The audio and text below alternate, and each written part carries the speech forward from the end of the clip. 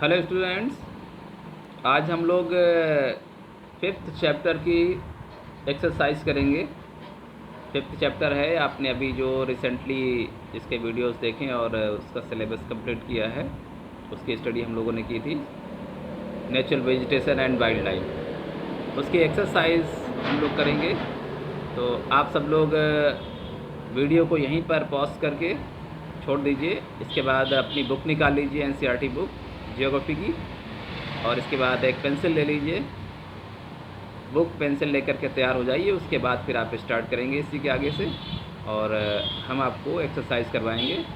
Exercise के साथ साथ आपको एक मैप भी फिल करना है।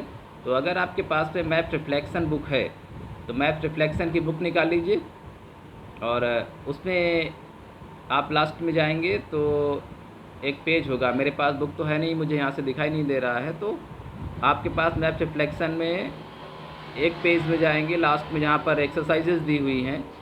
तो उसमें एक चैप्टर होगा जो इसी नेचुरल वेजिटेशन और वाइल्ड लाइफ से रिलेटेड है। उसमें कुछ नेशनल पार्क्स, कुछ वाइल्ड लाइफ सेंचुरीज लोकेट करनी है, तो वो भी करना है। तो अपने पास मैप रिफ्लेक्शन की बुक रखिए, और एनसीईआरटी की जो टेक्स्ट बुक है वो बुक रखिए, और हम स्टार्ट करते हैं। आप सबसे पहले पेज नंबर 51 पर जाइए। एनसीईआरटी बुक में पेज नंबर 51 ओपन कीजिए, और इसमें एक्सरसाइज के ऑब्जेक्टिव क्वेश्चंस हैं, उनको सॉल्व करते हैं। So I am reading the first question firstly. Choose the right answer from the four alternatives given below, and the question first is, to which one of the following types of vegetation does rubber belong to? Four option दिए हैं, इसमें से आपको बताना है कि rubber किस type के फॉरेस्ट में आता है। Option A tundra, option B tidal, option C Himalayan, option D tropical evergreen. तो मैंने आपको एक्सप्लेनेशन में ऑलरेडी बताया था, rubber is a tree of the tropical evergreen forest. Rubber का जो पेड़ होता है वो ट्रॉपिकल एवरग्रीन फॉरेस्ट में आता है। So the right answer is option D, tropical evergreen. So tick the option D. Now the second question, cinchona trees are found in the areas of rainfall more than 100 centimeter, option A, option B 50 centimeter, option C 70 centimeter, option D less than 50 centimeter। So students, आप जब chapter की reading कर रहे थे तो उसमें ये आया भी था, cinchona trees are found more than 100 means 100 centimeter rainfall. So option A is right. Take the option A, 100 centimeter. Third question, in which of the following state is the Simlipal Bioreserve located? Simlipal bio reserve कहाँ पर है, किस state में? Four options are given, Punjab, Odisha, Delhi and West Bengal.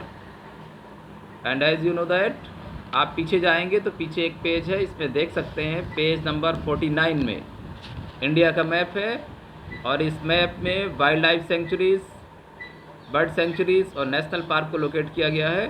तो इसमें आप उड़ीसा में देखिए सिमलीपाल दिखाई दे रहा है, सिमलीपाल नेशनल पार्क उड़ीसा में दिखाई दे रहा है।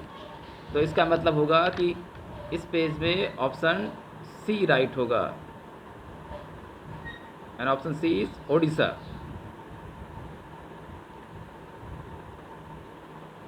Now next question,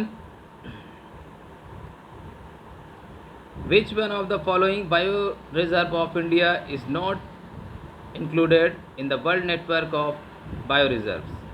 इसमें से कौन सा वर्ल्ड लेवल के, वर्ल्ड क्लास लेवल के बायो रिजर्व में से नहीं आता है, वो आपको पहचानना है।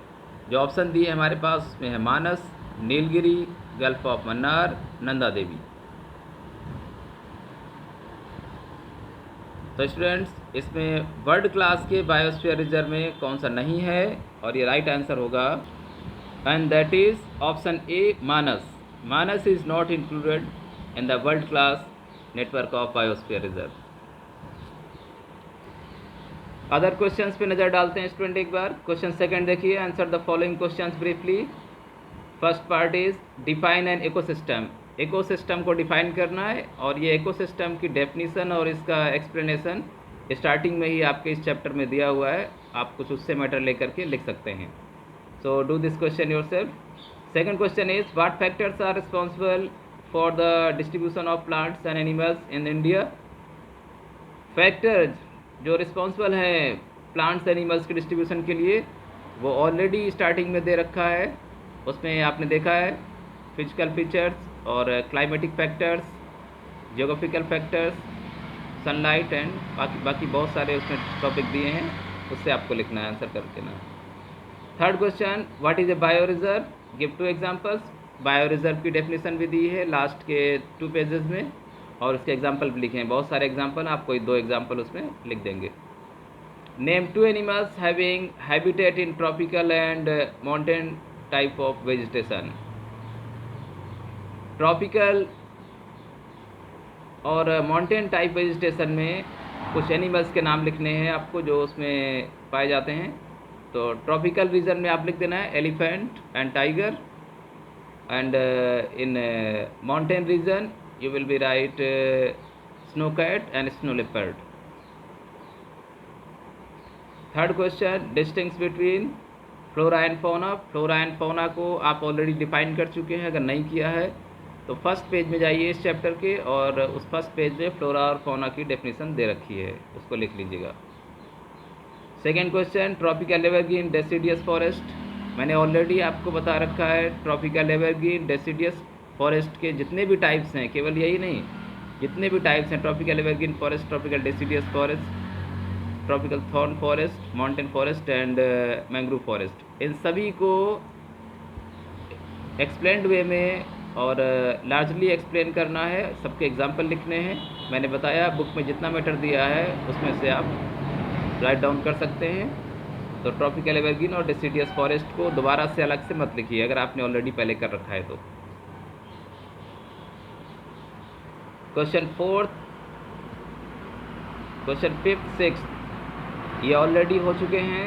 आप जब नोट्स फॉर्म कर रहे थे उसमें ये सभी टॉपिक्स आ चुके हैं। अगर नहीं किया है तो आप इनको दोबारा से बुक में जाइए और डिफरेंट पेजेस में ये सभी टॉपिक दे रखे हैं, तो उससे कर लीजिए।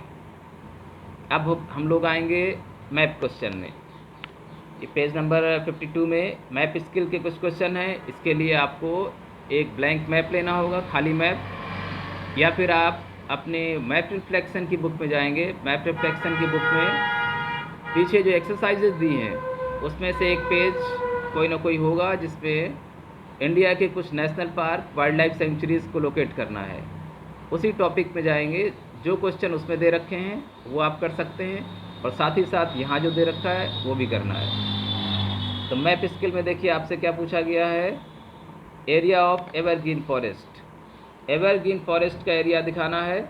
सेकंड में area of dry deciduous forest, and in third question 2 national parks each in northern, southern, eastern and western part of the country.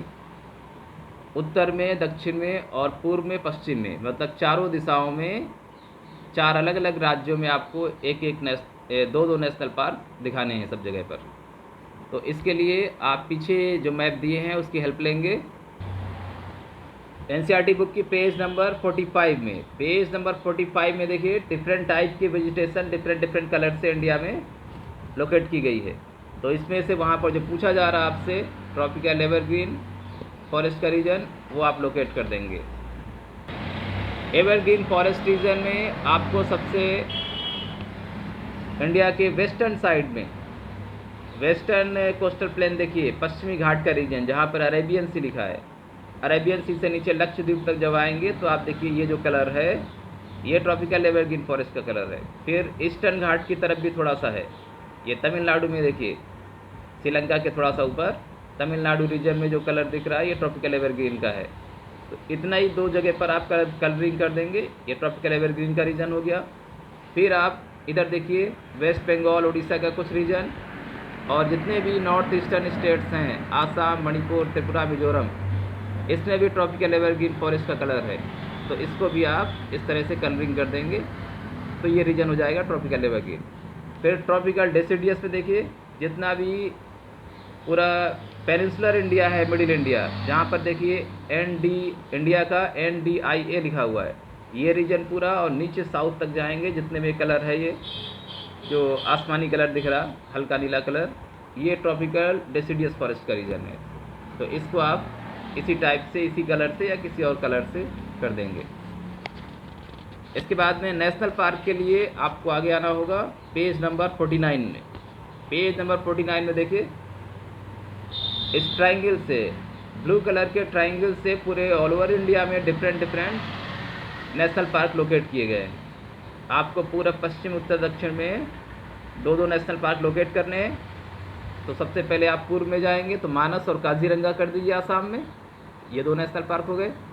पश्चिम में जाएंगे तो आप गिर नेशनल पार्क और केवलादेव घाना कर दीजिए राजस्थान में। उत्तर में जाएंगे तो डाचीगाम जम्मू कश्मीर और राजाजी उत्तराखंड में। इसके बाद साउथ में आएंगे तो नीचे बांदीपुर कर दीजिए, बांदीपुर कर्नाटक में है, और गिंडी कर सकते हैं, गिंडी तमिलनाडु में आ रहा है। ये 2 नेशनल पार्क साउथ में हो जाएंगे। तो इस तरह से आप लोकेट कर सकते हैं। दूसरा मैप हम वर्क में आपको देंगे, और ये जो मैप है, मैप वर्क है, और जो राइटिंग वर्क है, इसको आपको करने के बाद में असाइनमेंट में सबमिट भी करना है। Okay, thank you.